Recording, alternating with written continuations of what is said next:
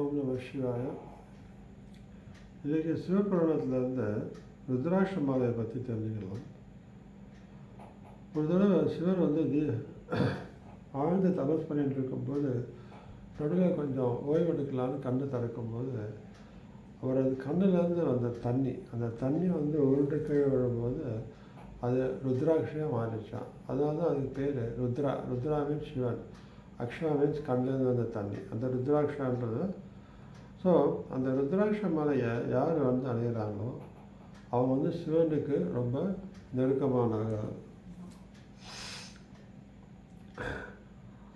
அது அவருக்கு பிடித்தமானவர்கள், நெருக்கமானவர்கள், அவருடைய பக்தராக அடுத்தது.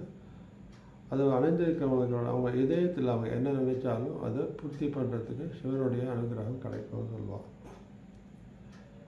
இப்பொழுது அதே மாதிரி சிவபுராணத்தில் ஓம் என்ற பிரணவ நாமத்தை பற்றி சொல்லப்பட்டிருக்கு. என்னென்னா அந்த ஓம் வரும்போது என்ன சொல்லுவாங்கன்னா ஏயுஎம் சொல்லுவோம். ஓம், அந்த ஏ என்றால் அது சிவன், யூ என்றால் அது பராசக்தி, எம் என்றால் பார்வதி சொல்லுவாங்க.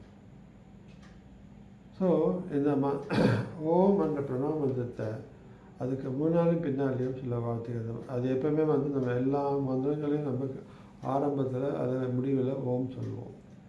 என்னுடைய அந்த சிவசக்தியோடைய மந்திரம், பரமாத்மாவுடைய மந்திரம். ஸோ பொதுவாக நம்ம ஓம் நம சிவாயா என்று சொல்கிறோம் வச்சுக்கோங்களேன். அந்த ஓம் பொதுவாக அது சொல்கிறவங்களுக்கு ரொம்ப புனிதத்தன்மை, அவங்க மனசு தூய்மை அடைகிறதோடைய அவங்களுக்கு கர்ம நிவர்த்தி ஆகிறதுக்கான அவங்களுக்குள்ள சக்தி வளர்க்கணும். இது ஓம் நம சிவாய சொல்லும்போது சிவன் ஞானத்துக்கு அதிபதி.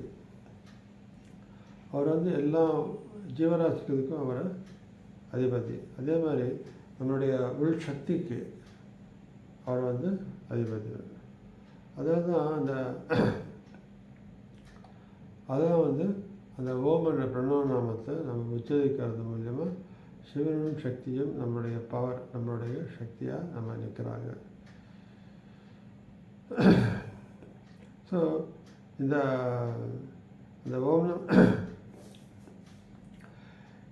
இந்த சிவனுடைய அந்த ஓம் என்ற சக்தியுடைய பவர் நம்ம தெரிஞ்சுக்கிறோம்னா அது ஒரு மந்திரத்தில் அது சொல்லப்பட்டிருக்கு.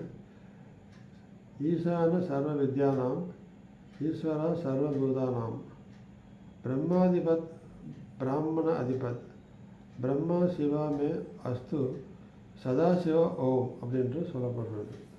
ஸோ இதை உச்சரிக்கும் போது அந்த ஓமோடைய பிரணவ நாமத்தோடைய வலிமை, அதோட சக்தி தெரிய வரும். நமஸ்காரம்.